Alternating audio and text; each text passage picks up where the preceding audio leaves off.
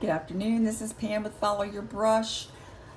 Thank you for liking and subscribing and all those things that people do online. And I'm glad you joined me today. I'm going to do a little color mixing challenge. This is a feather that was left on our porch by some birds.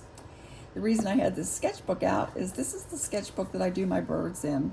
I like sketching birds for a couple reasons. They help my observation skills, and their patterns are often so unique that it's easy to follow the shapes of the birds because their patterns are very unique. This is one that I did that I really like. It's an Oriole stained glass. I saw it on the internet, and then what I do is I go to Google and I look at different photos and just kind of do a composite. I like that one. This was a robin from my yard. It's hard to get pictures of the ones in my yard because they move so quickly. We also found some robin eggs in the grass, and so I kind of gave a hint of that. Just a little big old robin out there getting a worm. But I enjoy painting birds, and I like to, this one was one I was kind of different than anything I normally do. This is one of my cardinals.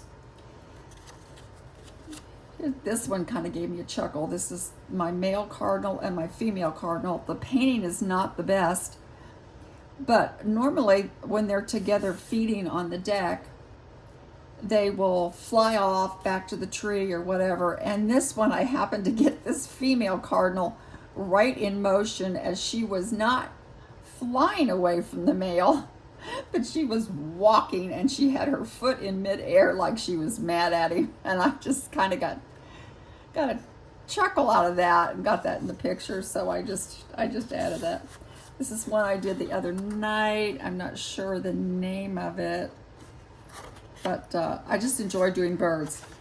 And if you followed me on Follow Your Brush on Facebook, you'll know that often I will post a picture of a bird as a color mixing challenge, because their colors, it's like the Lord gave them colors that I would never think of to put together in a painting, but God has created them this way, and they have pictures, colors that I would never think of. So I always like to look at my birds as a color mixing challenge to myself. All that to lead up to this feather. My daughter found this on the deck and brought it in, and it's probably from one of my cardinals. So I immediately thought, oh, great color mixing challenge. Great color mixing challenge. So I have a small brush here. I have lots of big brushes, but I'm going to use a small one here for a second. If I can get it open. No, actually, that's not the one I want. Let me get a different brush. I have a couple. This is a sable rigger, and I'm going to bring that out. And then I also have a it is a 3/4 inch angle shader from Snap. I think I've had this for a long time. I bought this a long time ago before I even knew what I was doing. But we can maybe get some great feather shapes with this. I'm using my M-Gram colors. They are honey based. And this is my palette that was put together, the 10 favorite shades from Steve Mitchell. And then I added some teal shades that I ordered on my own. I like them a lot. I really do like my M-Grams. Just got to make sure that when you set them up in your palette, you leave it open and let it sit for a few days, and then they will get hard. They're still tacky maybe feeling to the touch, but they're not going to run. Look at that. I have had them run, but that was my fault because I had been using them with a lot of water, and then when I put them away, I closed my palette and I put them this way sideways in my tote for some reason. I just wasn't thinking well. And so I had to clean up my palette and sacrifice some paint to the paint gods.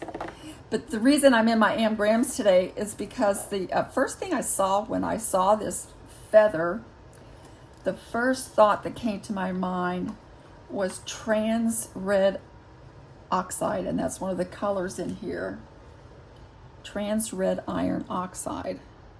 And that's the thought that came to me when I first saw this feather.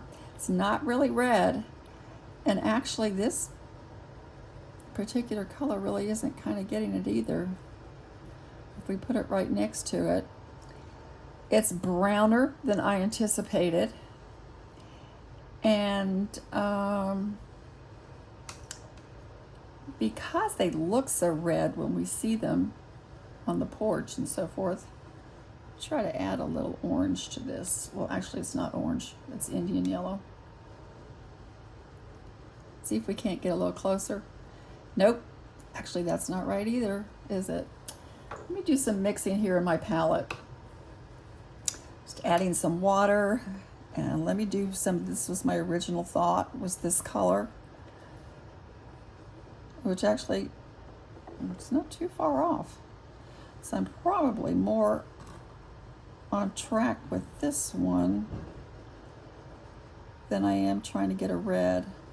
But it's not quite there. It looks to me, when I look at this feather, like I do see a little bit of an orangey shade to it.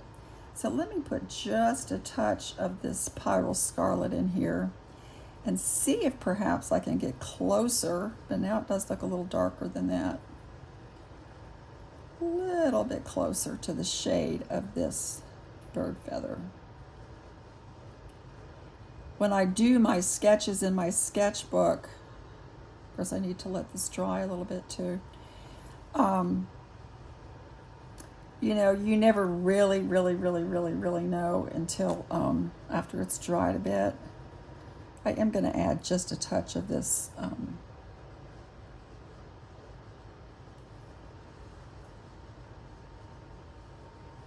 I'm sorry, I'm thinking a touch of this rosy color here, and then go back into my that might be a little closer, because when we look at them, you know, we do think that they're, oh, maybe we're getting there. We do think that they're red when we look at those cardinals. And if you look down in here, you can see some of that rosy color. I guess it would help if I put my glasses on, right? There we go. It's Quin Rose. That's what I'm looking at, Quin Rose. So that does look a little bit closer. Let me add some of this trans iron oxide. That's kind of closer, isn't it? Color mixing is something that I have just been learning. You can, here's the trans iron oxide on its own. It's been wet more thoroughly now. And when you mix in your palette, you actually, it's going to be a little different than when you do it on your paper. So you need to be aware of that as well. These are all things that I'm learning as I go. Let me add some of this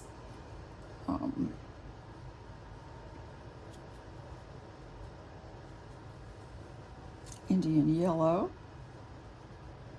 But yep, it's just not quite it. Let's add some of the Quin Rose. And let's go back into my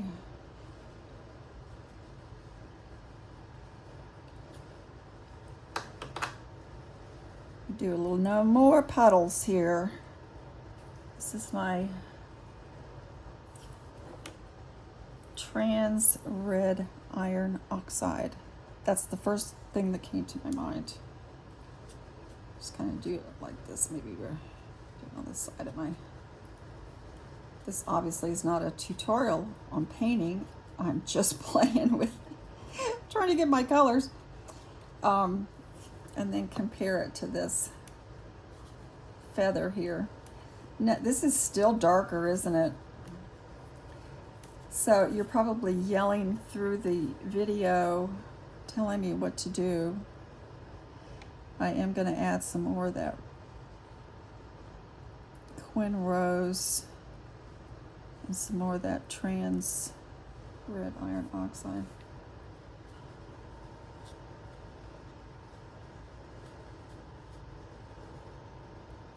It's going to do a thing there, make it look like it might be a feather. I'm not as concerned about the feather as I am trying to get the color. And let's see. Still darker yet. You know, I'm going to do something really bold. I'm going to add a little purple. Just playing. This is what I do a lot.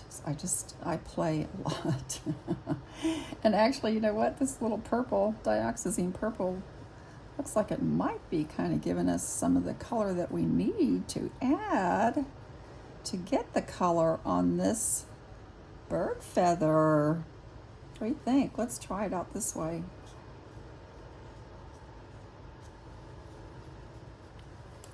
I think that's actually more like it, isn't it? I'm liking that. Let me add some water to it and just kind of soften this a little bit. Color mixing is fun. If you have palettes, and I have many that are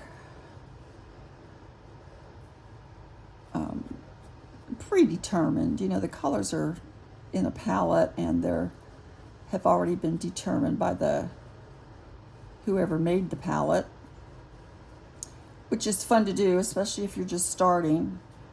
Because if you're like I was, I didn't know what I was doing. And the more I'm into this, the more I learn that there's still so much more for me to learn that I don't know yet. But when you buy palettes, you will have convenience colors, they're called, which means you don't have to worry about mixing your colors because they're already mixed for you. And that can be a great thing, especially if you're first starting and you don't know what you're doing, like I did.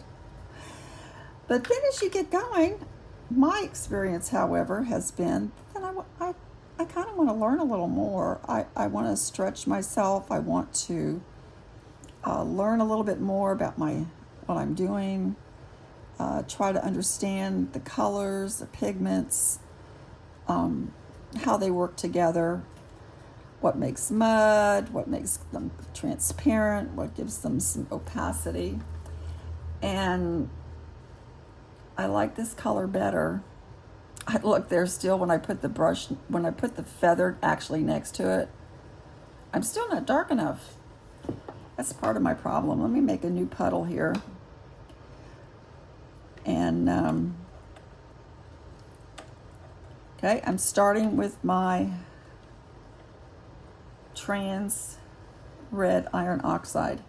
This time I'm going to deepen it a little bit with some neutral tint.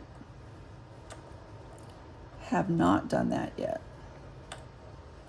But maybe that's the deepness I need. And instead of going to my rose, because I think it's from a cardinal and I think it must be red, I'm going to go to my dioxazine purple and add just a touch of that. See if I can get this guy. I'm going to put it down here and get myself out of the way.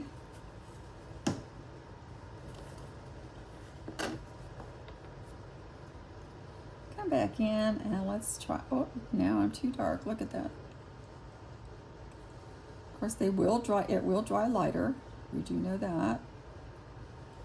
So that was this is from my dark puddle. Let me add a little bit of this rosier color to it that I mixed earlier and see if that is better. That is a little better. So I do need some of that rosy color.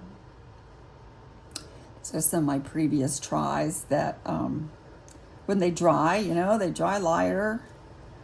Let me go back into this poor guy that I didn't really. Let's go back over. Just kind of layer it a little bit. See what we get down.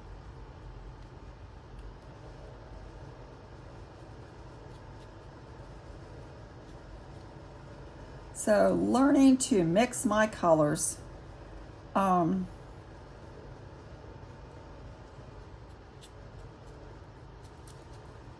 It's fun, it's challenging, and I think in some ways all of us kind of see colors a little differently. I mean, what might look orange to me might look more red to you. Actually, this seems more brownish than, see, it's definitely not the yellow. This might be closer. I think I'm getting there. We add a little bit more of this Quin Rose in with my darker shades here and see if I can't get there. Trans red iron oxide, some of my dioxazine purple. It's going to go with a little bit of neutral tint, darken that up, clean my brush, and then in the corner, just corner here, I'm going to bring some of my rose. Actually, it's a little bit too rosy. See if I can't get closer to this color. I think it's getting better. And of course, it's an interpretation too, you know, what we do is always not exactly.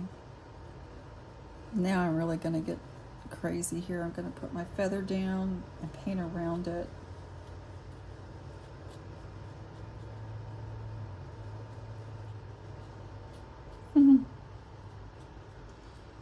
Just a kid at heart. The base of this feather, it's actually kind of closer. The base of this feather is almost pink. So that I think might be where more of my pinks come in. It's at the base. Probably is from one of my cardinals, but as you know, the female cardinal is not as brilliant in color as her male counterpart. And even he is not really red. This actually is kind of the closest combo that I've come up with, I think. So, just finish this up here a little bit. So that's what I wanted to bring to you today. Color mixing. It's a lot of fun. I am not one to understand pigment numbers. I'm just getting into that and understanding those. When you get your paints, they generally come with pigment numbers. And if you're mixing your colors, it's good to know. It's good to know which colors go with one another. It's good to have the color theory and the color wheel. And I just have never really gotten into that. I think because I'm not a very mathematically inclined person. So if I see numbers, I just kind of check out. So for good or ill, that's just how my brain works. And color mixing does require some of that. There are plenty of YouTube videos, however, that will help you in that journey. Dr. Otto Kano, if you watch her, she's just absolutely tremendous in explaining that. Now that that yellow has dried and I come back over here with this other color mixture that was closer, I think we're getting closer to my bird. And it is darker in some areas than others. And as it dries, you can come back and relayer. I just do this for fun, and it is fun. I enjoy exploring and following my brush. So that's all I'm going to share today. Thank you for being here and sharing with me. I'm just going to make it even darker. This is totally not the color of my feather. Well, actually, it might not be as far off as I think once it dries, because it does dry darker.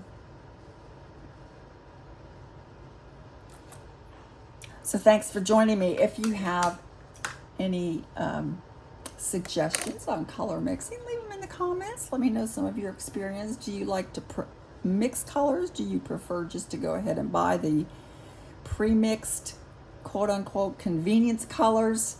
Do you give yourself challenges? Let me know in the comments. I'd love to hear from you. If you want to subscribe and like and get notifications, feel free.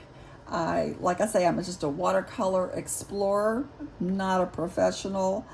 I like to play and experiment and see where it takes me. And if you want to do that too, please come along for the ride. You can also join me on Follow Your Brush on Facebook. We got a nice big worldwide group there from the Arctic to Australia. A lot of people are involved in sharing their experiences in art, and I'd love to have you join us. Thanks for watching. Have a wonderful weekend. Bye.